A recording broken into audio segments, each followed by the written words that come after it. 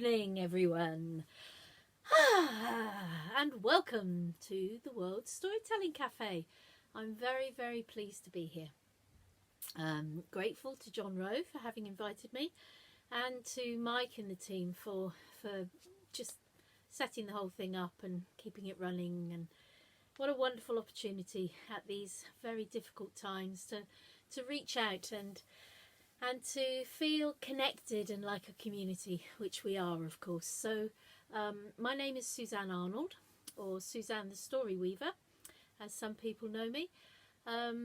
I am the founder and host of the Tales and Ales storytelling nights at the Locks Inn, and it's a bit like how I'm viewing this is that Tales and Ales comes to the storytelling, the World Storytelling Cafe. So if we were there, and let me just share with you, it's a very beautiful, beautiful place. The Locks Inn is a pub that is on the river, on the marshes, and it's right on the border between Suffolk and Norfolk in the UK. It's a very magical place. We sometimes in the summer we'll sit outside around a fire, and there's the mist on the marshes and the sound of the swans as they fly past and the owls, and it's very, very magical. And we have a very loyal, brilliant audience. So if we were there, we would start with a song. So I'm going to sing it, and hopefully, if any of you are out there, hello lovely people, and join in like they always do when we sing it at the Locks. So, are you ready? So imagine the hubbub is going on around, the pub is full of people chatting, and I go, come,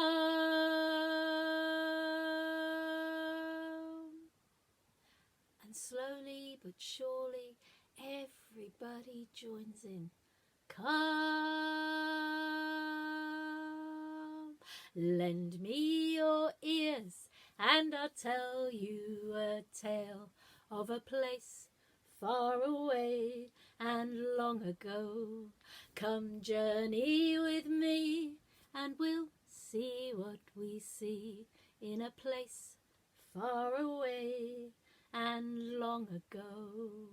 Once upon a time, there was a man and a woman, a husband and a wife, and they had been together, well, I don't know how long they'd been together, but like some couples who have been together for a while, they bickered, and they bickered all day long. Maybe they didn't even know that they did it, but they did. The wife would get up in the morning, and she would clean the floor and clean out the fire. She'd set the fire and light the fire and put the water on to boil and make the food and do the washing and hang the washing out. While her husband, he would sit out on the bench next to the door and smoke his pipe and watch the world go by. Well, I'm sure you can imagine that this irked her somewhat, and that was responsible for some of the bickering. And so it went on. And one day she had been so busy when suddenly she could hear the calf still in the barn, unfed, unwatered, desperate. Now normally she would go and do it, but she called out to her husband, "Husband, go and feed the calf in the barn. He is thirsty, he is hungry. You are doing nothing." He said, "I am not doing nothing." She said, "Well, what are you doing?" He said, "I am thinking deep thoughts." She said, "Ha! Deep thoughts? Your thoughts are as long as a pig's tail is deep as a pig's tail is short." "Woman," he said, "you are here to obey me. I am here to make sure that you obey me. Now get on with your work." And she said, "How dare you? You go and get some work like every other husband in this village." He said, "I do not need to get work." "Oh, what makes you so special?" He looked at her and he said, I inherited a flock of sheep from my father, which you well know. A shepherd looks after the sheep, and we grow fat on the wool and on the milk and the cheese, so I provide for you. Ha! She said. You provide nothing but misery. And so it went on. Well, at the end of the day, the two of them had really had enough of each other. And the argument was still about whose job it was to feed and to water the calf. It seemed that they both came to the same idea at the same time, because before bedtime they looked at each other and said, I have an idea. I have an idea too. Well, this is my idea, that from now on we do not speak. And the first person that speaks from this silence is the one that is responsible for the calf. Ha! That was my idea too. From this time on. Now. 1, 2, 3. And so it was. They went to bed in silence. They got up in silence. And the woman, she went about her chores. She swept the floor. She cleaned the fire. She set the fire. She lit the fire. She put the water on. She made the food. She did the breakfast. She washed the clothes. She hung them out. And during this whole time, her husband had sat outside on the bench, smoking his pipe. She thought, I have had enough. I'm going to have to go out, because I know I will not be able to keep my mouth shut if I do not. So she took her shawl, she put it round her shoulders, and she walked out the door past her husband.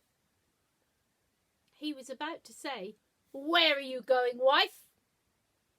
When he remembered, and he kept quiet, and he watched as she walked down the village into the square. Ha! And then he sat quietly, contemplating his life, when down the road there came a beggar. And the beggar, seeing the man sitting outside, approached him and said, Please, please, sir, I'm so hungry. Have you got some food and something to drink for me? Well, the husband was about to say, Clear off, when he suddenly had a thought. What if my wife has put him up to this? So he didn't say anything. And the beggar said, Oh, please, sir. And then he thought, Oh, are you deaf? Still no answer. Oh, well, perhaps you're mute as well. Oh, well, in that case. And he walked past the husband and into the house, went into the larder and helped himself to food and drink. And then he filled his pockets with what he could find and what he could carry. Out he went, past the husband, waved at him as he passed. Off down the road. Well, the husband was fuming. How could his wife do this to him? And whilst he sat and contemplated this, somebody else came down the road. This time it was a travelling barber. Seeing the man sitting outside on the bench, he approached him and said, Oh, sir, can I give your beard a trim? Can I cut your hair for you? The husband just stared at him. Oh, can you not hear me? Nothing. Oh, maybe you are deaf and mute. Ha! I will give you a trim anyway. And he took out his scissors and he trimmed the husband's beard and did his hair. And then he put his hand out for some money. The husband just looked at him and shook his head. And the man was so cross. The barber said, if you don't give me any money, he said, I will shave all of your beard off and I will cut your hair so that you look like a woman. The husband just stared at him. And so the barber set to work. He shaved the man's beard off and then he curled his hair around his temples. went huffily off down the road. The husband was fuming. He couldn't believe that his wife could be so conniving. As he sat and contemplated this, you guessed it, somebody else came down the road. It was a busy morning. There was an old woman who was bent over with a pack on her back and a tray at the front. And in that tray she had cosmetics. She had lipstick and rouge. She had bows and grips and clips for hair. She had wigs. She had everything that a woman would want for her beauty routine. But the old woman was also very poor of sight. And as she approached the house, she thought she saw a woman sitting on the bench. Oh, this poor woman! What does she look like? Oh, she's so ugly. I'll go and ask her if she wants me to help her. So she approached the husband and said, "Oh, my dear, why are you sitting out here by yourself? Oh, here, look at my tray. Maybe I could make you up today." The husband said nothing. Unbelievable is what was going on in his head. "Oh," she said, "are you deaf?" Still nothing. "Oh no, mute as well. Well, I'll tell you what, I'll just give you a little makeover." And so she set about applying rouge on the cheeks and lipstick and her eyebrows and her eyes, doing her hair, and decided that she could do nothing with the hair. So she took a wig out of her tray and put it on. "Oh, you look fabulous," she said. Put her hand out for some money. The husband just looked. So she reached her hand inside of his coat and took what coins she could. She spat on them and put them into her tray and went off down the road. The husband just was, well, he was incandescent with rage by now. But he didn't have long to think about it, because somebody else was coming down the road. A thief was coming down the road. He stopped and said, "Oh, young woman, what are you doing sitting out here on this bench in the middle of the day? Oh, are you okay? Are you deaf?" The husband just looked. "Oh dear, can't you speak either? Oh dear. Never mind." And the thief just walked past the husband and on into the house. There he took a sheet off the bed, and he took all that he could, from candlesticks and goblets to knives. He took food from the pantry, bread and ale and cheese, and he piled them all into this cloth. And he did it up, he put it over his back, and he walked out past the husband. The husband could not believe the lengths that his wife would go to break this bet. And he sat there quietly fuming. Well, by this time it was midday, and the calf was still in the barn, lowing and mooing. It was so thirsty and so hungry, it broke its halter and it escaped from the barn. It ran down into the village and caused a hullabaloo, a real commotion. The wife, in with her friend, heard this commotion, and the two of them rushed outside. She saw that it was her calf. She went over, she grabbed it by the halter, and she started to walk back to her house. Well, she couldn't believe it. As she started to approach, she could see the bench outside her house, and on it there was another woman. Well, I've been gone no more than an hour, and he's already got another woman in place. She was fuming. She took the calf, she went up to this woman, and she said, "Who are you?" And the husband went, "Ha! You lose. You look after the calf." "What?" And she looked at this figure that she'd thought was a woman, and it was indeed her husband, but made up with a wig and makeup, his beard gone. She said, "What?" And he said, "You sent all these people along to me to make me speak. Well, you failed. You see, all of this." She said, "I have sent no one along." "Oh, don't deny it," he said. "Who?" She said, "You sent a beggar. You sent a barber who did this to me. You sent the woman who put all this on. And then finally you sent somebody pretending to be a thief." "A thief?" She walked past her husband into the house, and she looked around. All her precious things were gone. Everything was gone. She looked in the larder, the food, the ale. She went out and she said, "I do not believe you. You are a fool. You have given up your dignity and everything that we own, all for the sake of this ridiculous bet." She said, "You're right. I will feed the calf from now on." She said, "Because I'm leaving you and I'm taking it with me." And with that, she turned on her heels and she left. She walked into the middle of the square and she saw some children. And she said to them, "Have you seen a man with a big bag or a pack over his back?" And they said, "Yes, somebody walked past and he went that way. He headed towards the trees over there." She said, "Thank you." She put her shawl around her shoulders, and with the calf she set off, not knowing what she was going to say.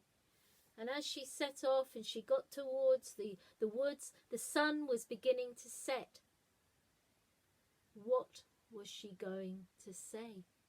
Here it was in the dark, but she was so angry with her husband. She knew that she'd think of something. She went into the woods and she started to walk through as the light was fading. And she could see the beginnings of a fire somewhere somewhere in there amongst the trees. And when she started almost to the point where she was there, she started to sob. The thief, the man at the fire, looked around. Couldn't see anything because it was too dark. "Who's there? Who's there?" "Oh, it's me. It's a woman. Can I come and share your fire, please? I'm lost and alone." He said, "Come, approach." And she went up to him. And he said, "Why are you here alone?" And she said, "Yes, it's just me and my calf." "Well, what are you doing here? What are you doing here by yourself?"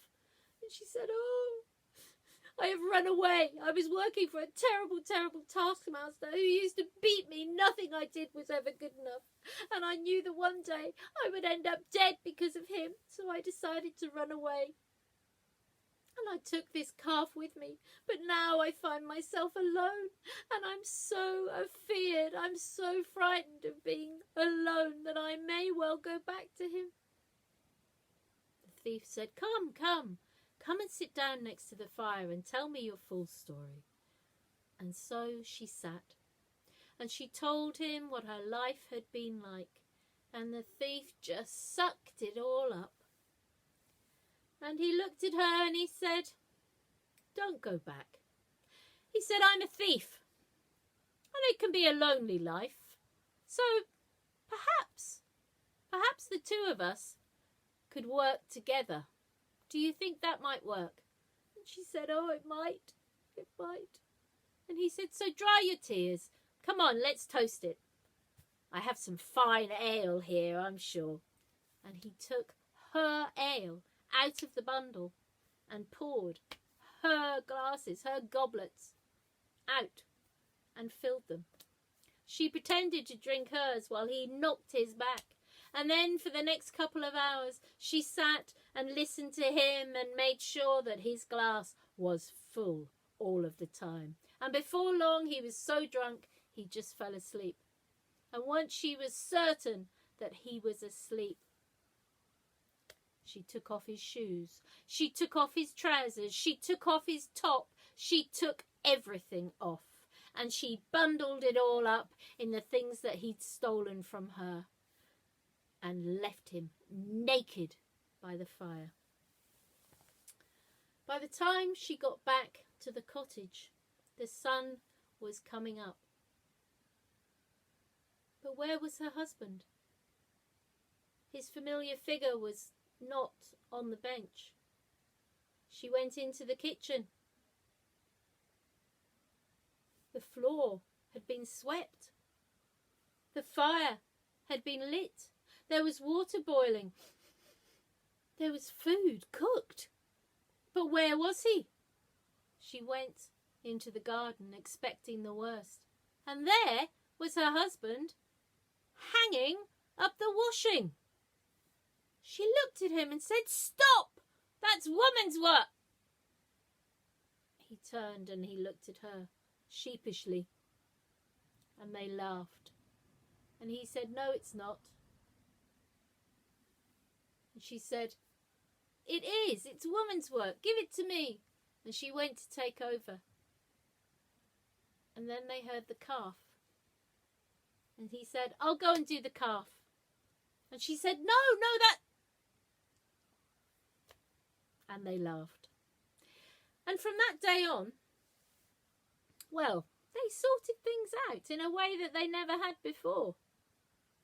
She still did her chores around the house, but he got a job.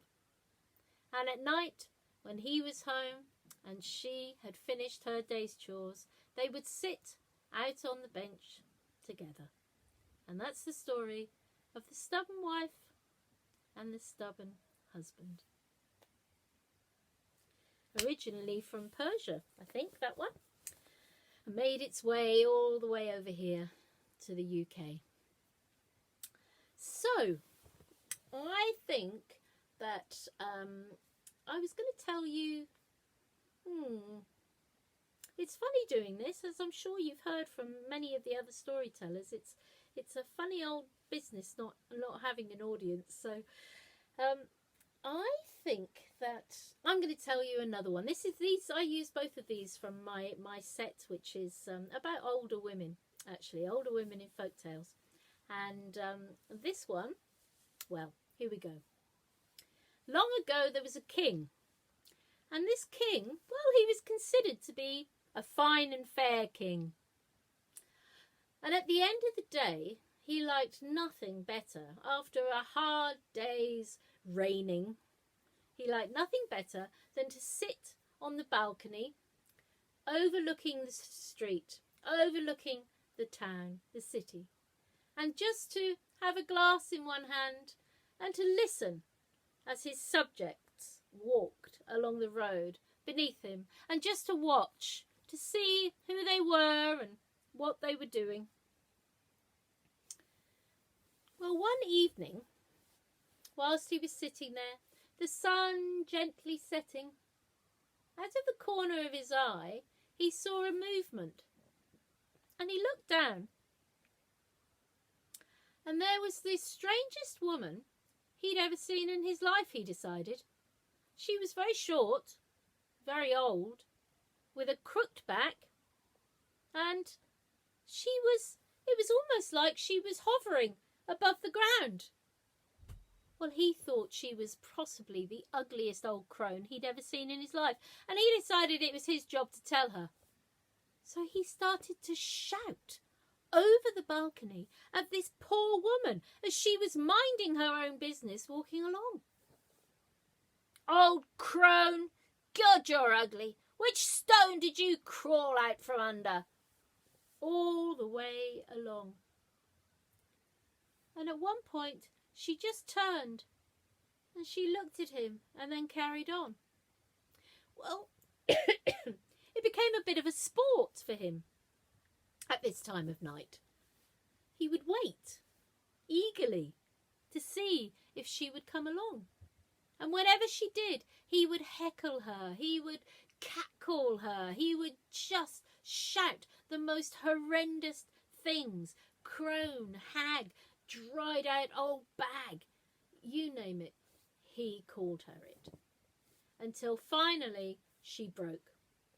And one night she turned around and she pointed her bony finger up at him and she said, "You will be sorry for this. You will pay for this." And she turned on her heels and she was gone.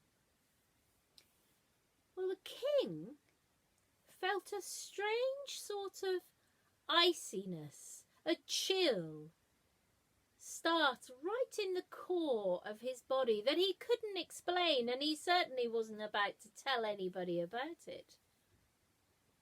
But he began to wish that he hadn't been quite so cruel. Well, he didn't see her for a few days. And he didn't know that this old woman was actually a witch. She was a witch, she was a great healer. But she also knew magic that could change things. And she had gone home that night and she was fed up to the back teeth with the way that the king, for no reason at all, was treating her. So she sat and she thought about how she could get her own back on him. And she came up with a plan. So the very next day, she went in to the town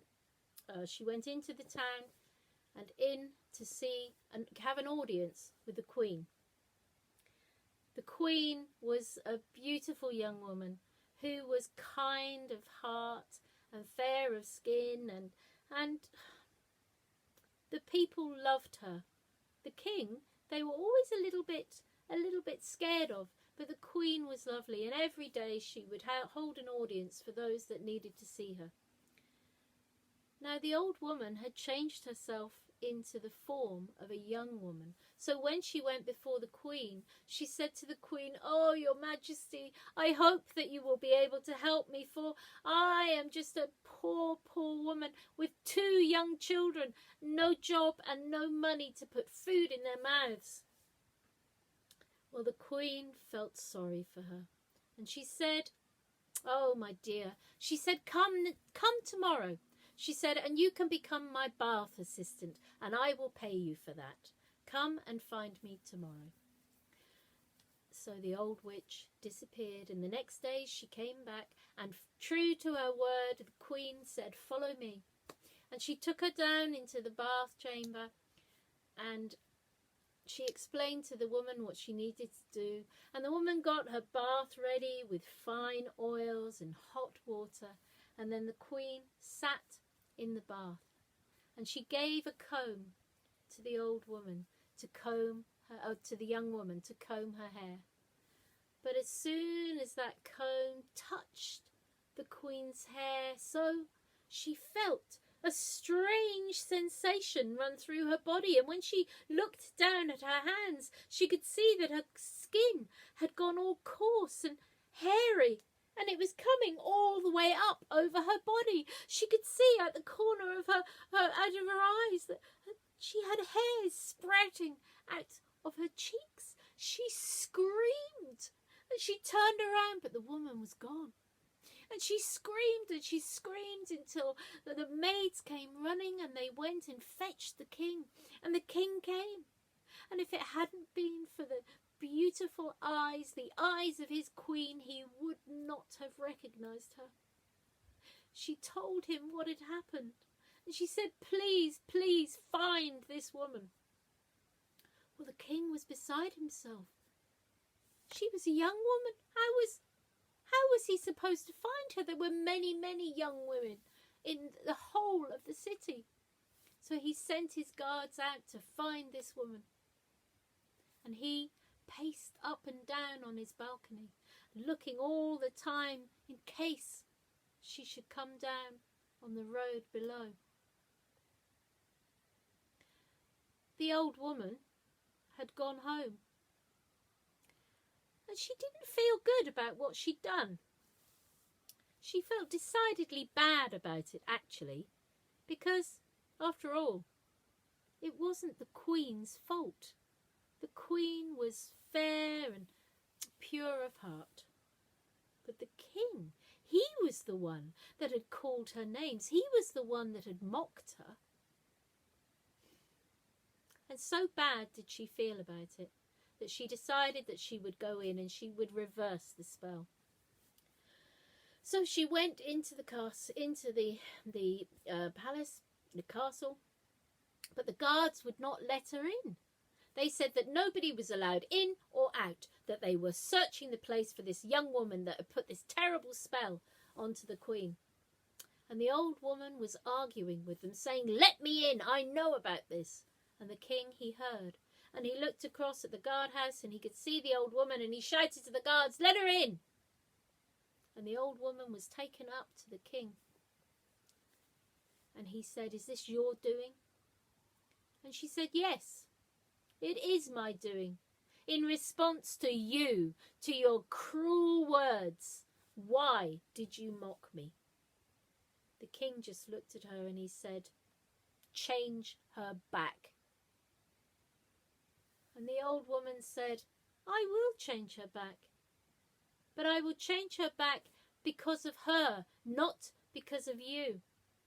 You are a cruel, hard man. You do not deserve a loving wife like that. Why would you? What gives you the right to be so cruel and to mock me? I am old, yes, I am wise. I do not deserve to be mocked. Now I will only change her back if you change your ways." Well, the King knew that he had no choice. He had no defence against this woman. He wanted his Queen back. So he agreed. And the old woman was taken to the Queen. And before she did anything, she bent her head low, put her hand on her heart, and she said, "I am so sorry that you were the one that paid for your husband's cruelty." And then she touched the woman, and the woman started to change. And the old woman, she just disappeared. And the King never saw her again. But they say that he was a changed man, now that the mocker had been mocked.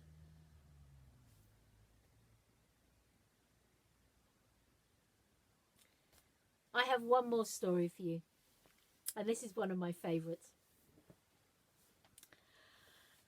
Once upon a time there was a king, and this king, he had a daughter. The Queen had died in childbirth, and the king was left to raise his daughter by himself, well, with all the usual palace people. The only problem was that the king really spoilt his daughter, and from a very early age she ruled the roost. Whatever she wanted, she got, and I mean anything, all the way through her life. If she wanted chocolate, she got chocolate. If she wanted entertainment, she was given entertainment. If she wanted the biggest jewels in the world, the king would send out for the biggest jewels in the world. If she wanted a frog with pink and purple spots and wearing a crown, she would have had it. Now, the princess got to a certain age, an age where girls like to look in the mirror, and she was very pretty, and she had the most beautiful hair, a head of gold hair with silver and gold highlights in it, and it came out like this, all the way down to her hips. She loved it, but she really wanted it to grow a bit quicker than it did. It seemed to take forever. So she decided that she would ask her father to sort it. So one day she went to him and she said, Daddy, I'd really like it if you could somehow make my hair touch the floor. And he said, oh, daughter, you know how much I love you. You know how much I care. But really, I would get you anything, but I can't do that. And she said, well, if you can't do it, then I'm never, ever, ever going to speak to you again. And she turned on her heel and ran up the stairs, the king running after her. And she got up there and she slammed the door in true teenage fashion and locked it. The king pounded on the door and he said, daughter, you're being unreasonable. Please. Nothing. She said, go away. I'm never going to speak to you again until you've done it. Well, that king, you've got to feel a bit sorry for him, haven't you? He did what kings usually do in this situation. Sent out a royal proclamation. Anybody in the land, anybody in the world who could make his daughter's hair grow. Well, they came. To begin with, they came, and there was always a big queue. They came with potions and lotions and spells and strange stretching contraptions. Nothing worked, and his daughter, true to her word, did not speak a word to him. And the poor old king, he sat there of an evening lonely in the throne room, beside himself as to what he could do. Well, it was a particularly wild and windy night, as is oft the way, when there was a pounding of a stick on the door. One of the servants went down and opened the door just a little crack, and there standing, well, was a figure who lifted her head, and he could see that there was an old woman. What do you want? She said, let me in. I need to see the king. It's late. The king won't want to see you. Oh, I think he will. I have something that might help him with his daughter. Well, on hearing this, the servant opened the door. Come in, come in. And in she walked, with a stick in one hand. She used the stick, and as she walked down the corridor, she left a trail of water as it dripped off her cloak. As he closer looked, he saw that she was indeed very, very old. Her skin hung in wrinkles across her cheeks and down over her mouth. The single tooth sat at the front at an awkward angle, and he could see that her eyes, one went that way and one went that way. And her nose, well, she had a nose. But as she walked down towards the throne room, the doors were open to her, and the king could hear her coming. And when she stood before him, yes, what can I do for you? She said, it is not what you can do for me, but what I can do for you. Pray tell me what? And she said, I have something that will help you with your problem with your daughter. And she opened her cloak like this, and from it she took out a mirror. And she said, this is a magic mirror. Tell your daughter to be very, very careful what she does with it. He said, I will. Will it work? Yes, but she must take care. The king took it and said, what can I give you? Nothing, she said. She turned on her heel and went back through the doors. Well, the king wasted no time. He ran all the way up the stairs and he pounded on his daughter's door and he said, "Daughter, daughter, open the door. I have something that is going to work." And the daughter, she opened the door and he said, "Look." And she said, "Oh, thank you." Bang! She shut the door in his face. He said, "Daughter, be careful. Be careful how you use it. Don't talk to me about that. I know how to use a magic mirror." And then the king waited. And inside, the girl, she held it up. Oh, and she looked at herself in this mirror and she just knew that this time, this was going to work. "Now, where shall I hang it?" She thought. Mirror, mirror on the wall. No, that one's been done. Mirror, mirror on the bed. No. Mirror, mirror on the door. And she hung it on the back of the door. She looked in that mirror. And she was so excited. She could feel it mounting in her as... And just imagine what she was going to look like. And she said the magic words, "Mirror, mirror on the door, make my hair touch the floor." There was a heavy silence, and then there was a gentle tinkling and a puff of blue smoke, and her legs fell off.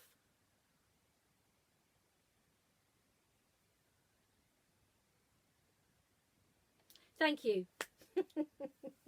I love that story. I hope that you have enjoyed my storytelling. I am Suzanne Arnold, or Suzanne the Storyweaver, here at the World Storytelling Cafe. I think there's a hat down there somewhere. If you want to throw some coins in, they would always be welcome. But so is your company. So I hope to see you again sometime. Thank you very much for listening and watching, and farewell. Bye. Ladies and gentlemen, you have just been listening to the most magnificent storyteller, and just like if you come into a pub or a bar, if you happen to be in America, and there's no door charge, but there's a tip jar or there's a hat, we'd really appreciate it. Because our tellers, they've got no way to earn at the moment. We'd really appreciate it if you could reach into your pocket and you could drop a little something into the hat.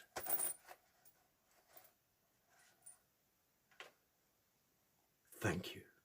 And to do that, you have to go to the website, World Storytelling Cafe.